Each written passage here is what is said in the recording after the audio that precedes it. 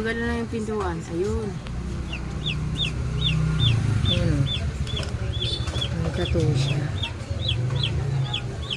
Ayun. Tinitigan ko siya ni Princess eh. Pinapositan ni Princess. Zoom out natin. Kasi may lalabasan yan eh.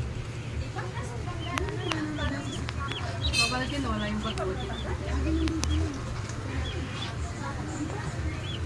Hayop na yan.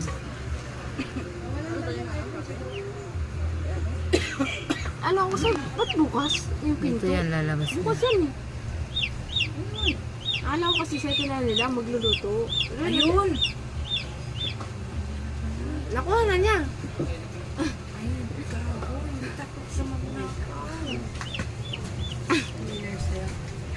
Alis yan. Tapos yung bag niya, kulay black, doon niya iniwan sa, yun o.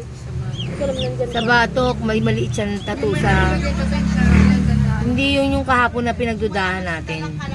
Kasi malaki tattoo sa gilid dito? nun. Ha? Kon? Malalaman natin yung Diba? Tumambay pa parang wala lang yung ginagawa niya.